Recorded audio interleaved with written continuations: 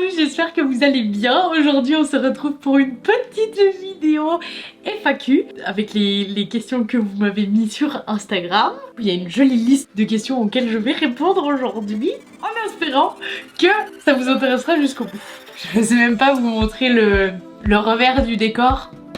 Je le montrerai peut-être à la fin parce que j'ai pas envie de démonter mon setup maintenant. Pour ceux qui savent, pour ceux qui sont sur Instagram, on déménage bientôt avec Aurélien et du coup il y a beaucoup de merdier dans l'appartement. Je vous montre ça à la fin. On démarre tout de suite. J'ai plein de petites questions, je vous les mise, je les ai mises toutes du coup sur mon téléphone. Je vais répondre et voilà, c'est le principe d'une FAQ. On va commencer. Alors, combien de fois par semaine tu t'entraînes? Je m'entraîne 5 fois par semaine. Généralement 5 fois par semaine. Je rajoute du NEAT, donc de l'activité physique basse intensité de temps en temps dans mes journées. Mais généralement, je m'entraîne 5 fois par semaine, ce qui est amplement suffisant pour pouvoir récupérer et progresser. Ensuite, quel a été l'élément déclencheur pour devenir la personne que tu es? Genre avec autant de problèmes mentaux ou y a des questions que je vais sûrement pas comprendre. Pas trop m'en demander aussi, je suis blonde et coach sportif. Comment tu fais tout ça en même temps en dormant si peu? Bon, il faut savoir que je suis pas une personne qui a forcément besoin de trop d'heures de sommeil. On dit que le 10% de la population peut se contenter de 6 heures de sommeil et qui est équivalent aux 7 heures de sommeil pour les personnes normal. Du coup je pense être dans la range de personnes qui ont besoin que de 6 heures pour être physiquement bien, mentalement bien, ça je sais pas. Et du coup je pense que moi ça me correspond bien, c'est un rythme qui va bien pour le moment. Après j'ai plus 23 ans, j'ai 24 ans.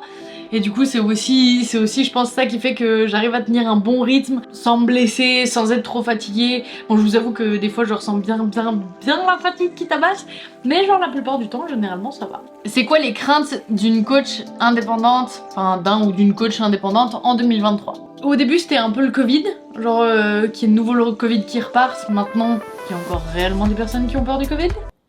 Du coup je ne saurais pas trop dire, j'ai pas tellement de crainte, enfin qu'il y ait moins de clients, genre que un désintéressement du coaching ou je sais pas comme ça, mais sinon j'ai pas trop de crainte. Je place ma confiance en l'avenir et on verra bien. Tu es suivi par un médecin qui fait des check-up chaque année. Alors il faut savoir que j'ai une hantise en tout ce qui est médical, médecin et tout merdier. Genre c'est vraiment un supplice pour moi. Pour vous dire, genre même les check-up gynéco, normalement c'est une fois par année. J'y étais il y a pas très longtemps, ça faisait 6 ans que j'avais pas été. Ce qui est littéralement trop, hein, à ne pas faire. Mais genre vraiment non, c'est un truc que je déteste. Du coup je sais qu'il faut que j'aille faire une prise de sang, ce serait bien. Mais c'est toujours le truc dans la liste de tâches qui est reporté au mois d'après et au mois encore d'après. Malheureusement ce n'est pas dans mes priorités, mais ne faites pas comme moi. Allez de temps en temps chez votre médecin, c'est jamais mauvais. Quel est ton moment de coaching le plus mémorable? Alors j'en ai une que je crois que j'ai déjà racontée sur ma page Insta, qui m'avait fait mais genre halluciné et genre qui était bien mémorable pour le coup.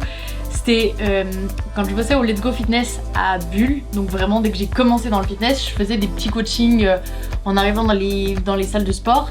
Et j'avais un type qui m'avait sorti genre ah non mais moi je veux pas être coaché par toi parce que genre t'es une meuf et tu sais pas t'entraîner. Ça c'était vachement mémorable. J'avais pris un sacré coup. Mais je l'ai défoncé après pour les jambes, tout s'est très bien passé, je l'ai plus jamais revu et du coup c'était assez drôle. Mais d'anecdotes en coaching, non, après généralement tout se passe toujours bien, j'ai toujours des gens adorables, c'est toujours très drôle. Est-ce que tu es en couple? Oui. Oui, alors je suis en couple avec un jeune monsieur que vous avez déjà vu sûrement, bah oui, vous avez déjà vu sur la vidéo de la compétition, Aurélien. Et maintenant on déménage ensemble. Mes origines, je suis purement suisse, full suisse. Mais malgré que quand j'étais petite, j'ai eu une fâcheuse tendance à dire que j'étais Rital. Parce que je dois avoir un 5 7% italienne. Genre, oui, j'ai dit que j'étais Rital toute mon enfance. Ce n'est pas le cas. Je suis suisse. Je suis juste suisse. J'ai une grand-mère éloignée qui est italienne, mais... Enfin, une grand-mère éloignée. Non, ma grand-mère qui est à moitié, je crois même à moitié italienne. Italienne ou à moitié italienne. Donc je vous laisse faire le calcul, mais je n'ai pas beaucoup de sang italien. Vraiment pas beaucoup. On va garder celui-ci. Est-ce que tu es dopé aux protéines? Alors non, je ne prends pas de protéines en poudre. Je préfère de fou manger que boire. Du coup, je préfère avoir des yaourts protéinés ou du poulet ou n'importe, mais je préfère manger des protéines que les boire. Je suis bizarre, oui, mais du coup non, je ne prends pas de protéines en poudre. Combien de dons as-tu fait à la police? Bon, je crois que vous commencez à me connaître bien par ici et j'ai une fâcheuse tendance à prendre beaucoup d'amendes. Ce serait ultra drôle de vous faire un calcul de tout ce que j'ai payé à la police. Si j'arrive à l'intégrer, voilà le montant que j'ai donné à la police. Ton rapport à ton corps. Alors, actuellement, très bien. J'ai eu beaucoup de phases, pour ceux qui me connaissent un petit peu plus, j'ai fait pas mal d'anorexie, ensuite j'ai fait de la boulimie, enfin j'ai fait beaucoup de boulimie. Boulimie ou enfin compensative où je vomissais et je passais beaucoup de temps à la salle, donc mon rapport à mon corps était genre mezzo. Maintenant ça va beaucoup mieux, maintenant je suis vraiment dans un full bien-être, positif. Non, alors comme tout le monde, j'ai mes complexes, il y a des trucs qui me conviennent moins, j'ai beaucoup pris de poids depuis 2 ans, je fais pas du tout le même sport, enfin ça a pas mal changé que depuis le temps où je faisais du crossfit. Mais je suis complètement ok avec ça, j'ai une hygiène de vie où je suis heureuse, où je peux profiter, où je peux manger à ma faim, où je peux me faire plaisir et plus aucune notion de culpabilité de manger et de frustration. Donc j'ai un bon rapport à mon corps et c'est un équilibre qui me va bien. Ok, physiquement j'aimerais bien être un petit peu plus dessinée comme quand je faisais du crossfit, mais je suis ultra bien dans mon corps, dans ma vie, je suis heureuse, donc ça passe en second plan. J'ai tellement souffert au niveau mental de la boulimie en fait et d'être dans un truc où je veux absolument avoir un corps parfait et tout ça, que maintenant le fait de relâcher et de juste mettre plus en avant mon bien-être et genre ma vie sociale, le plaisir à manger avec les autres, à partager et tout ça, ben, du coup je mets plus ça en avant et du coup mon rapport à mon corps est actuellement bien. Mon style de musique. Écoutez les gars, ça va partir du coup sur une partie sombre de moi-même. J'écoute de la tech. J'écoute de la tech, j'écoute du rap français, mais j'écoute des musiques aussi ultra calmes. Enfin genre ma playlist n'a pas de sens. Si je vous fais écouter les 3 dernières sons, genre dans ma playlist de trucs likés, on a autant. Ça. J'ai ça.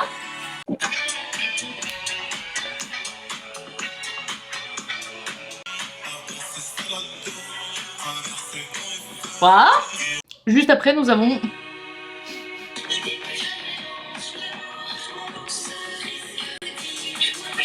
Voilà. J'ai une playlist qui n'a aucun sens. Comme ça, vous savez. Est-ce que le crossfit te manque un peu? De fou, le crossfit, ça me manque beaucoup. Ça me manque beaucoup, oui et non. Alors, pour ceux qui ne savent pas, j'ai arrêté le crossfit parce que, en fait... Je suis arrivée à un moment où je dois bosser ma course parce que je suis pas très bonne en endurance et du coup j'avais une fois par semaine de la course de programmer et au bout d'un moment en fait je me levais tous les jeudis, c'était le jour où j'avais la course et tous les jeudis en fait je traînais le pied, j'avais l'impression que c'était une journée pourrie parce que je devais aller courir, je détestais ça. Et en fait là je me suis dit qu'il y avait un souci parce que je commençais à faire du sport mais genre par contrainte et c'était plus du tout quelque chose qui me faisait plaisir. Je commençais vraiment à souffrir, genre du fait d'être jeudi et de devoir aller courir.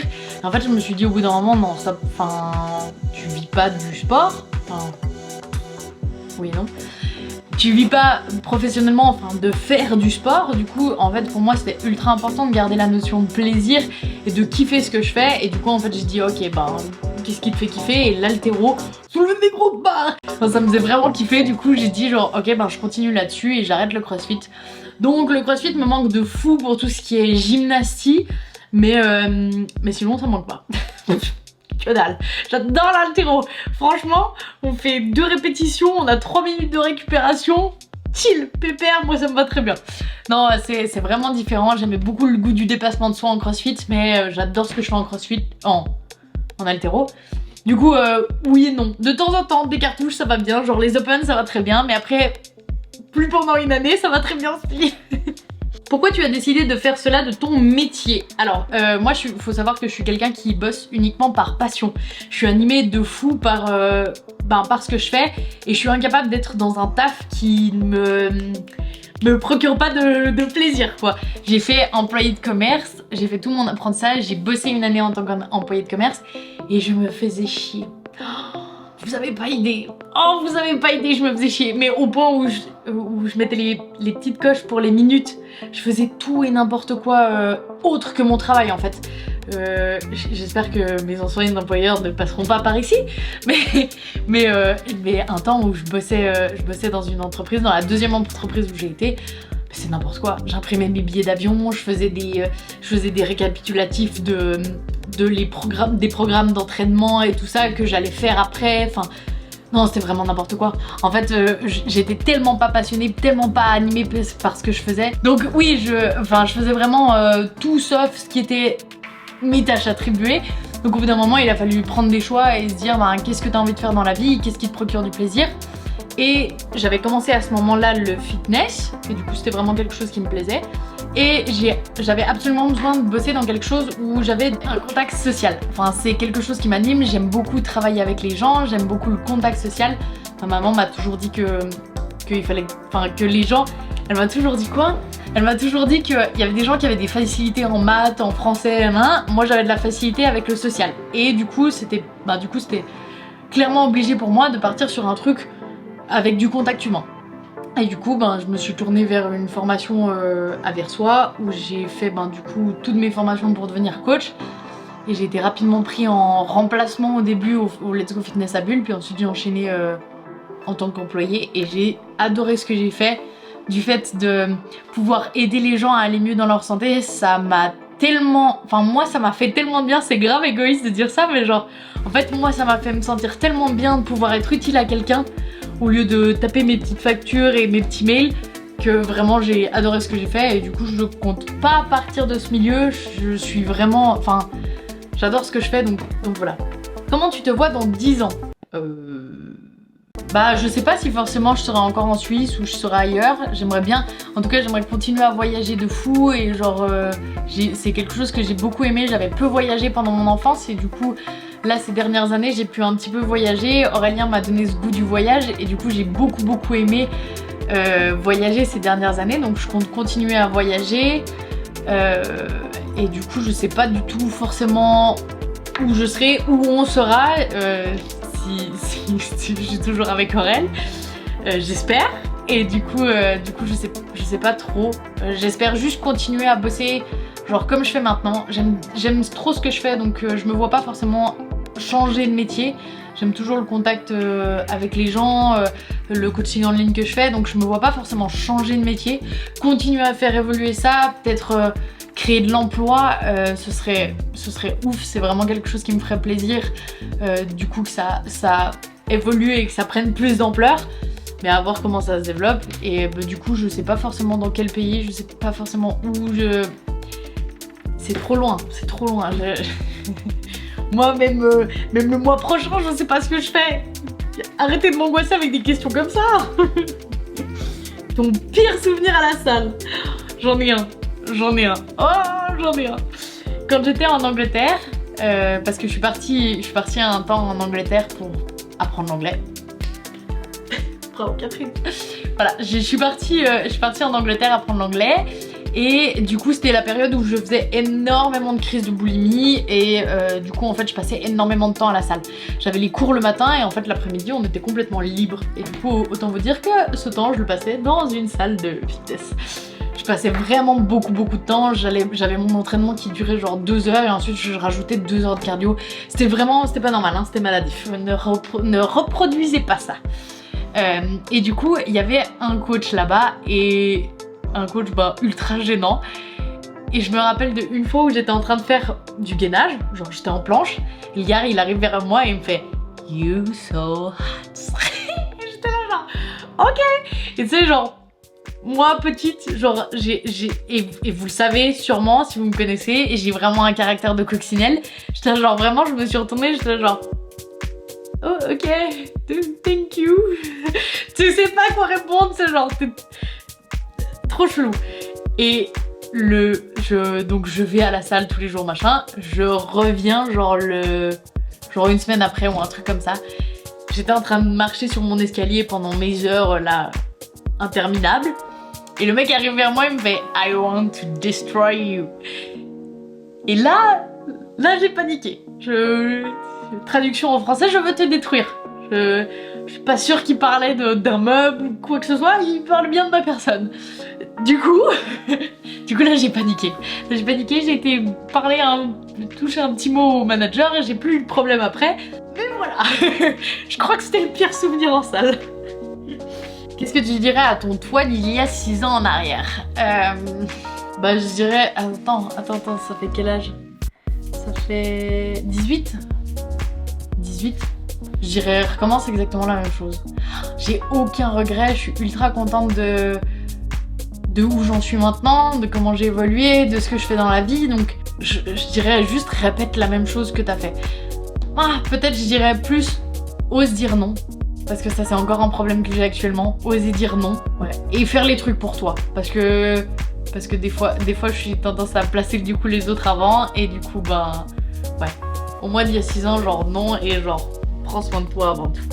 Voilà. Mais sinon, on refait la même chose. Tu travailles énormément, mais il t'a fallu combien d'années pour réussir à être indépendante? Alors, pour retracer vite fait mon parcours, CV de Catherine André, j'ai commencé au non-stop à Bulle, j'ai bossé 1 année, et ensuite j'ai bossé 2 ans au Let's Go Fitness de Gland, et ensuite je me suis mis à mon compte. Pour moi, il n'y a pas forcément de date, enfin genre d'année à avoir pour se mettre à son compte. Moi, j'ai attendu 3 ans du coup pour entre guillemets me faire un petit peu connaître dans le milieu, pour pas arriver en mode genre oh j'étais employée de commerce et maintenant. En plus, je faisais des devis pour des WC, donc ça aurait pas de sens si j'aurais directement transité. Genre faire des devis pour des WC, coach. Chercher la logique. Non, pour moi c'était important de travailler en fitness, de prendre de l'expérience, de savoir ce que c'est le milieu pour ensuite me lancer à mon compte.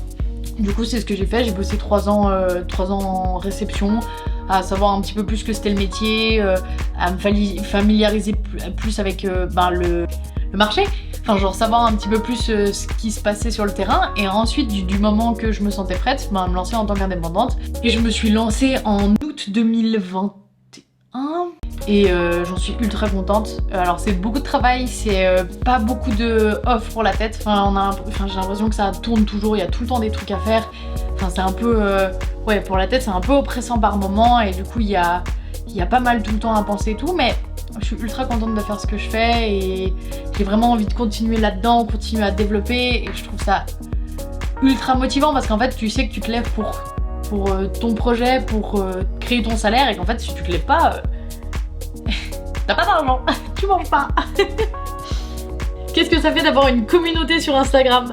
Mais les gars, je pense que vous réalisez pas, mais genre en fait genre je me sens pas du tout, je sais pas, je me vois pas, enfin, j'ai pas l'impression d'avoir quelconque impact ou communauté ou quoi que ce soit. Ça me fait bizarre, genre maintenant des fois de temps en temps quand on me reconnaît ou quoi que ce soit, ça me fait ultra bizarre parce qu'en fait genre moi en fait je poste mon petit contenu, je suis contente de partager avec vous, ça me fait kiffer, genre parler avec des gens et tout ça, ça me fait ultra kiffer, mais en fait genre je pense pas avoir le moindre impact ou quoi que ce soit, ou je pense pas que ça...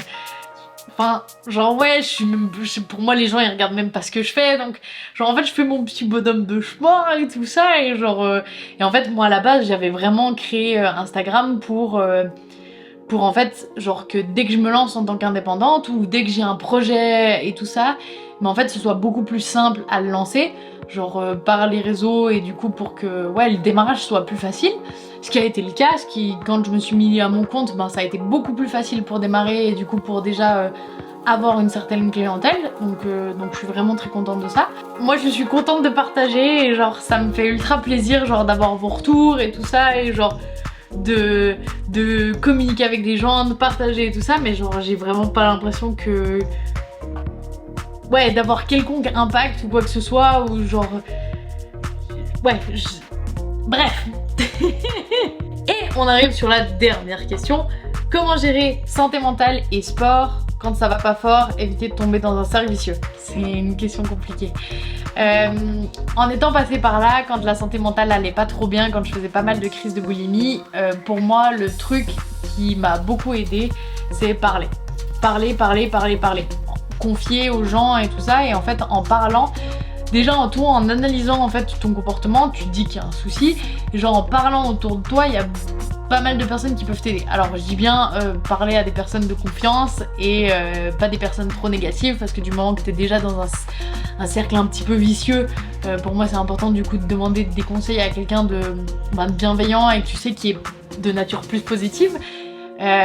Et pour moi c'est de se faire aider, vraiment de se faire aider. Il y a plein de spécialistes dans plein de domaines et ces personnes n'existent pas pour rien, parce que justement en fait c'est important dans ces domaines, enfin dans ces moments là, de demander conseil, et du coup pas forcément de choisir un psy ou quoi que ce soit, mais t'orienter vers quelqu'un qui te... Genre j'ai une phrase que ma maman elle dit tout le temps et que j'aime bien, c'est l'important c'est pas la thérapie, c'est le thérapeute. Et je trouve que c'est clairement vrai. En fait l'essentiel c'est pas que tu choisisses un psy ou quoi que ce soit, c'est que tu choisisses quelqu'un avec qui tu te sens bien. Genre personnellement j'ai jamais eu encore à aller chez de psy, mais par contre je sais quand je vais pas bien, je vais chez Sarah qui me fait des soins énergétiques, qui me convient beaucoup mieux parce que je me sens en confiance avec Sarah. Et du coup c'est des petits trucs comme ça que ouais, pour moi il n'y a pas forcément besoin d'une thérapie spéciale, c'est choisis quelqu'un qui fait que tu te sentes bien. Comme exactement la même chose pour un objectif sportif, choisis pas un coach genre absolument parce que genre c'est celui qui va je sais pas, c'est le plus coté ou quoi que ce soit, n'importe. Choisis quelqu'un avec qui t'es bien, avec qui t'as un bon contact, avec qui tu te sens à l'aise de tout parler, tout ça. Pour moi c'est le plus important. Et du coup ouais, vraiment en parler, se faire aider. Et du coup, pour moi, pas lâcher le sport, parce que du coup, justement, le sport, ça fait beaucoup de bien à la tête. Du coup, c'est ultra important pour moi de le garder pour la santé mentale aussi. Et ouais, sur aider. Voilà comment on conclut cette petite FAQ, j'espère que ça vous plaira. Je pense qu'on en fera de temps en temps si jamais vous avez des questions, ou peut-être sur des sujets plus orientés. Si jamais vous avez des sujets de FAQ qui vous feraient plaisir, n'hésitez pas à me le dire en commentaire. N'hésitez pas comme d'habitude à liker, commenter, partager si vous souhaitez pour soutenir. Ça me fait toujours ultra plaisir et ça m'encourage à tourner d'autres vidéos. Et on se retrouve très vite pour une petite vidéo déménagement où je vais vous montrer un petit peu tout l'envers du décor. Je vais déjà vous montrer. En vrai, je pense pas que vous imaginez. Regardez ce merdier. Donc c'est vraiment... Je peux pas me balader avec un trépied. Ça sert à rien, Catherine, voilà. Donc vraiment, on a commencé à faire les cartons, ça ressemble vraiment à plus rien, mais voilà, anyway, ça m'a fait ultra plaisir du coup de répondre à vos petites questions. J'espère que ça vous plaira. Si vous avez d'autres questions, n'hésitez pas à me les poser directement sur Instagram ou en commentaire. J'y répondrai avec grand plaisir et je vous fais plein de bisous et à très vite. Bye.